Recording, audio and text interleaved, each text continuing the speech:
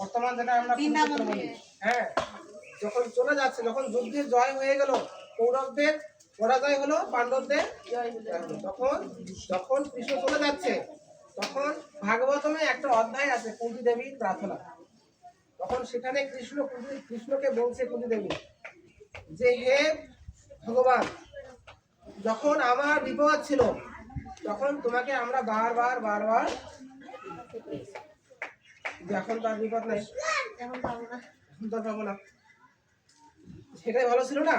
বিপদ ছিল, তুমি বারবার আমাদেরকে সাহায্য করার জন্য এসেছিলে, কিন্তু এখন বিপদ নাই। হে কৃষ্ণ, তুমি আমাদেরকে আরো বেশি বেশি বিপদ, কথা আছে না, সুখে থাকলে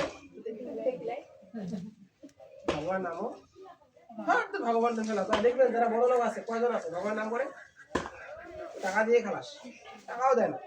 আমি দেখেছি আমার এলাকাও দেখেছি, বড় লোকেরা তাদের ভগবানের প্রতি গতি নাই, কম।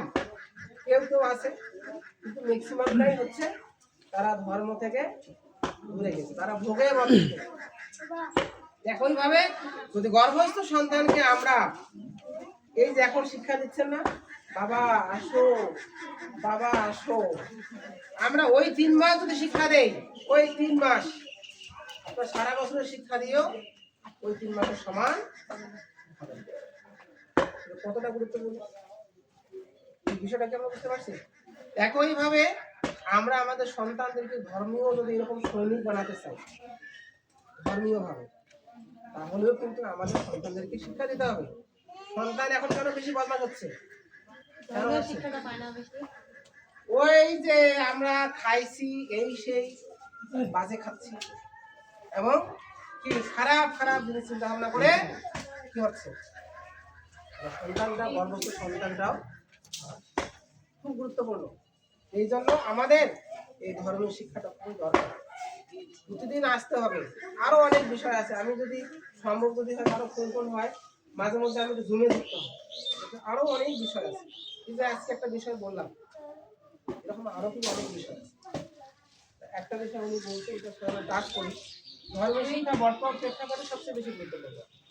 বিশেষ করে যারা আমরা স্টুডেন্ট লাইফ আছি, মহিলারা আছে, আপনি কারো ফোন টোন ব্যবহার করেন না? ফোন, বড় ফোন আছে, ব্যবহার করেন?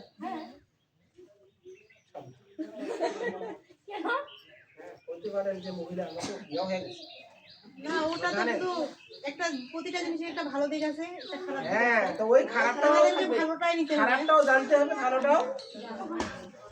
আপনার সন্তানকে বলতেছেন বাবা সত্য কথা বলবে, তাকে শেখাচ্ছেন না মিথ্যা কথা বললে কি হবে, তাকে ওইটাও শেখাতে হবে। কেন?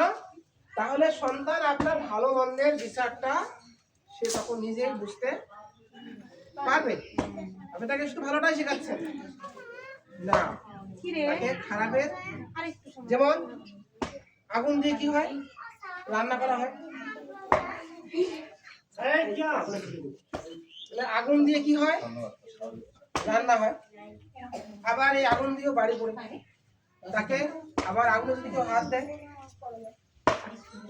আগুনের ভালো দিকটাও শিখাইতে হবে, খারাপ দিকটাও তাকে শিখাইতে হবে। তাহলে সে আগুনটাকে ভালো কাজে ব্যবহার করার তার একটা মনস্তাত্ত্বিক যে একটা যে মেধা,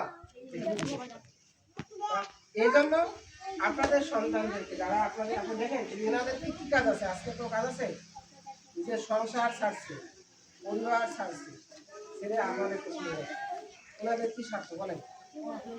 এনাদের কি এই এলাকায় আপনাদের